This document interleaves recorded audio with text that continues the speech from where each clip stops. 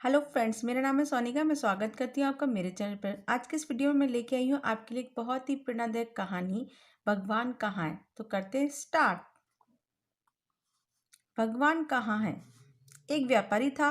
वह भगवान को नहीं मानता था।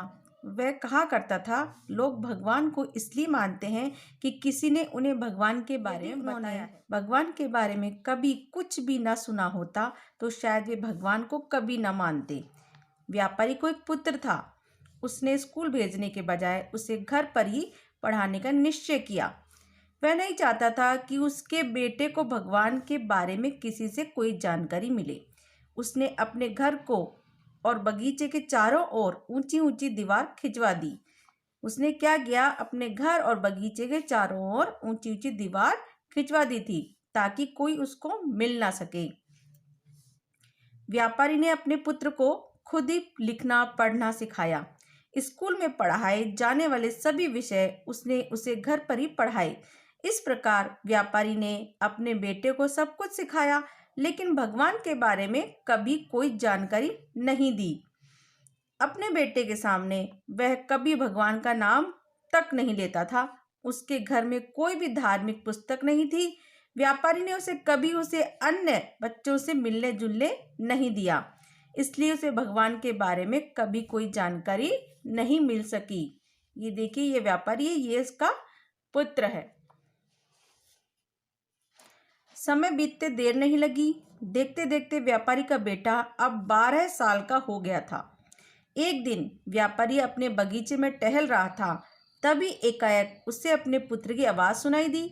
उसने सोचा, मेरे बेटे का कोई मित्र तो है नहीं, शायद वह अपने आप से कुछ बड़बड़ा रहा है। ऐसा सोचकर उसका बेटा किससे बातें कर रहा है ये जानने के लिए व्यापारी पुत्र के पास आकर छिप गया और उसकी बातें सुनने लगा। चित्र में दिखाया गया है, ये व्यापारी का पुत्र है और इसकी बातें सुन रहा है ये अपने पुत्र की। बच्चा घुटने टेक कर कह रहा था, जिसने आकाश में टिमटिमाते तारे, सूर्य, चंद्रमा, सुंदर सुंदर फूल, फूलों की मधुर महक, पेड़, पशु, पक्षी, पहाड़, नदी, सरोवर आदि बनाए हैं, वह कितना महान होगा। वह कितना सुंदर होगा, कितना बुद्धिमान होगा, कितना दयालु होगा। वह कौन है, वह दिखाई क्यों नहीं देता। मैं उसके बारे में जानना चाहता हूँ। मैं उसकी पूजा करना चाहता हूँ, उससे प्यार करना चाहता हूँ। उसकी अद्भुत रचना के लिए मैं उसे धन्यवाद देना चाहता हूँ। व्यापारी अपने पुत्र की बातें सुनकर हक्का बक्का रह गया। वह सोचने लगा, आखिर इस बच्चे ने यह सब कहाँ से सीखा। उसे बहुत गुस्सा आया। अरे, तू क्या बड़बड़ा रहा है, तुम्हें यह सब किसने सिखाया। व्यापारी ने गुस्से से अपने बेटे से पूछा। किसी ने नहीं पिताजी, पुत्र ने जवाब दिया। लेकिन क्या आपको नहीं लगता है कि ये सब चीजें जरूर किसी ने तो बनाई होगी। पिताजी, जिसने भी इन चीजों को बनाया है वह कितना महान, अद्भुत, शक्तिशाली, बुद्धिमान, दयालु और दिव्य होगा। क्या हमें उस सृजनकर्ता को प्यार नहीं करना चाहिए। क्या हमें उसका एहसान नहीं मानना चाहिए। क्या हमें उसका गुणगान नहीं करना चाहिए। क्या हमें उसका धन्यवाद नहीं देना चाहिए। बताइए पिताजी, पुत्र ने पूछा। पुत्र की बातें सुनकर व्यापारी की आंखें खुल गई। वह मन ही मन सोचने लगा कि भगवान को न मानकर उसने अच्छा नहीं किया। उसे एहसास हो गया था कि संसार की रचना करने वाला भगवान सर्वत्र व्याप्त है। उसने हाथ जोड़कर ईश्वर का नमस्कार किया। भगवान की आराधना में व्यापारी के मुंह से बरबस ये शब्द फूट पड़े। ये देखिए, वो आराधना कर रहा है हाथ जोड़कर। क्या आराधना कर रहा है।